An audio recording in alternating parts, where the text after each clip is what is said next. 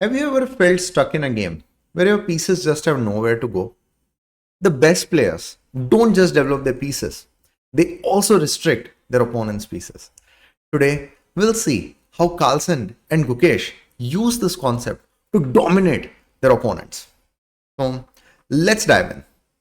The first position is actually from the game of world champion and grandmaster Gukesh. So, he's playing against grandmaster Kornet and Gukesh has white pieces. So, as we can notice from this position, Gukesh is actually down a pawn, but on the other hand, his rooks are active, his knight is centralized, his bishop is also quite active. And on the other hand, black's pieces are not that active.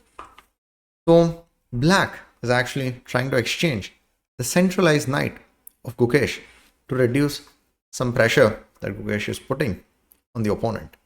So, what to do?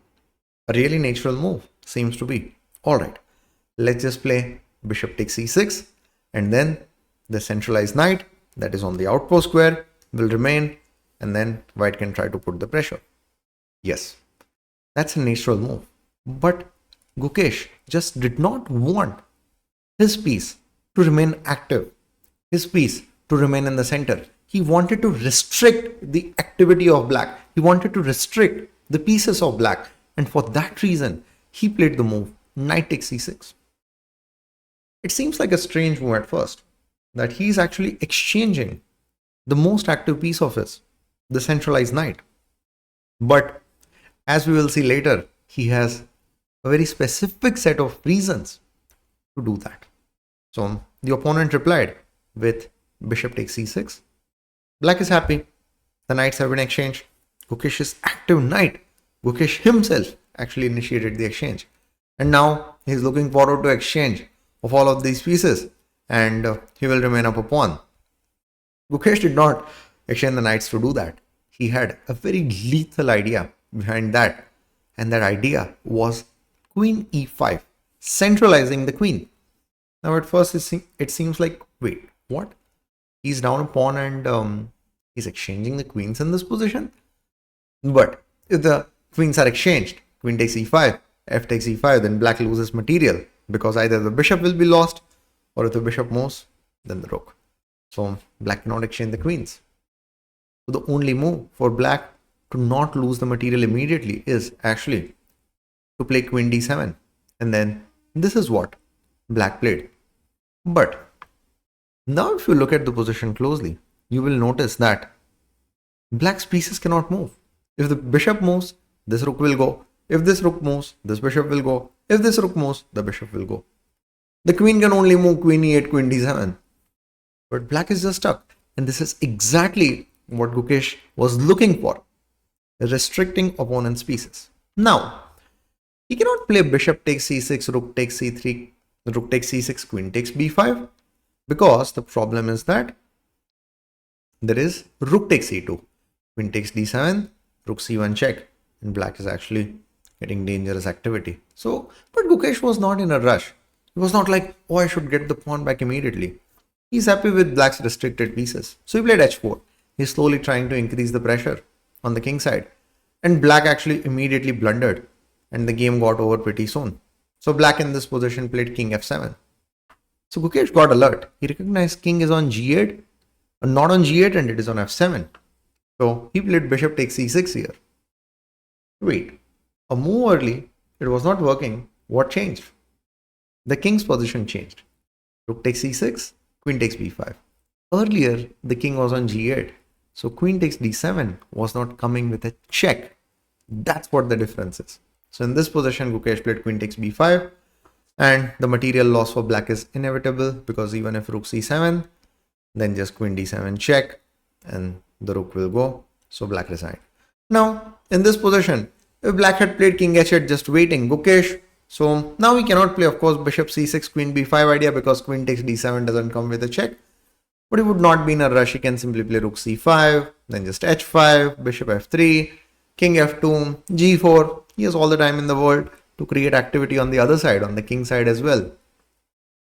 So let's say And yeah, the queen is too active, too much pressure on the king side and the queen side for black. So if black had not blundered by playing king f7, still the victory of Gukesh would have been delayed a bit, but for sure, because of such restricted pieces of black, he would have went on to win the game. Now, before I discuss more about this position, I want to make a small announcement that if you actually like the content of this channel, then I request you to please subscribe and also share your thoughts in the comments, because that actually keeps me motivated to provide more and more such content to you. So let's discuss this position further. In this game, white was Magnus Carlsen and he was playing against international master Boyer. Now Carlson is down a pawn, but not to be worried. The king is quite active, the bishop is quite active, black's bishop restricted, but black's rook is on the open file, and Carlson did not want that. He's like, I must do something to make that rook passive, that rook restricted as well. And for that reason, in this position, he played the move rook g1, improving the rook's position and putting pressure on the g7 pawn. There is no way black can allow rook g7 check. Carlsen's rook will get on the 7th rank. This will become a pass pawn. So he is more or less forced to play rook g8. Carlsen played rook g6 in this position, further improving the rook's position. Then his opponent actually played bishop d8.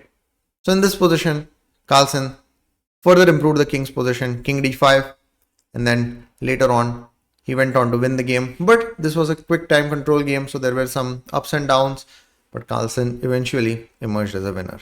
Now, after bishop d8, a better option for Carlsen would have been to play rook d6 and try to go here. And let's say, if for example in this position, king e8 is played, no problem. King d5, bishop b6, then just king e6. The king is actually extremely active. And in this position, if king e7 is played, no problem. Rook c6 is coming, bishop b6, bishop takes g7 because rook takes g7, and then there is f6 check. So a really nice demonstration by Carlsen to not only improve his pieces, but also to restrict the most active piece of the opponent. Now, let's go for the next position. So this time we are seeing the game of, again, Gukesh. He has black pieces and his opponent is Grandmaster Fedoseev. So Gukesh is down a pawn, but not to be worried, because he can play knight takes c5 or he can play bishop takes c5. He has double bishop advantage and then he can continue. Yes, that is possible. But Gukesh had more in his mind. He was not just happy with exchanging or recapturing that pawn and then getting the material equal. He wanted to restrict his opponent's activity, and in this position he recognized that if he gives time to white, then white would want to play knight d4 to try to centralize the knight, to try to put some pressure on the king side, put pressure on the queen side. So he's like, I want to restrict my opponent's activity. Material, I'll get back later. So in this position, he played a really instructive move, that is e5, bringing another pawn in the center, stopping knight d4 ideas of white and restricting this bishop as well. So, but it seems like, wait, what? Is he actually allowing white to get the pass pawn? Indeed he is. But he has recognized that yes, this pass pawn is there, but he is blocking it with the rooks. And more importantly, if the pieces are not active, then Fedoseev is not going to do much with that pass pawn. And Gukesh was absolutely correct with his assessment. And let's see how he skillfully outplayed Fedoseev from this position. So he played knight b6. The threat is to play bishop b4 and win material. Fedoseev played a3. Gukesh is not worried about this pass pawn. He's actually busy in improving his pieces. So he played rook a5 in this position. The idea is to play rook b5. The idea is to put pressure on this pawn. Not an easy thing for Fedoseev to try to maintain the queen side. So he played knight e1. Rook b5, knight d3. He is like, If you want your pawn back, then exchange your bishop and then get your pawn back. Gukesh is thought like, I'm not in a rush. I did not actually not take the pawn earlier because I wanted to get the material back immediately.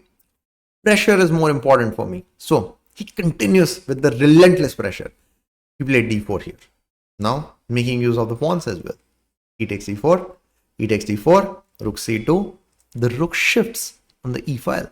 Look at the amount of pressure that Gukesh is putting on Fedoseev. Fedoseev played knight f3. He's like, you can't do much with the discovery. And then maybe if this, then in some cases he can try to play this or even king d2 or something. So Gukesh is like, okay, I'll increase the pressure and then do something. He played rook b3. Look at the patience of Gukesh. He's not in a rush to give any unnecessary activity to Fedoseev. Then he played knight f1.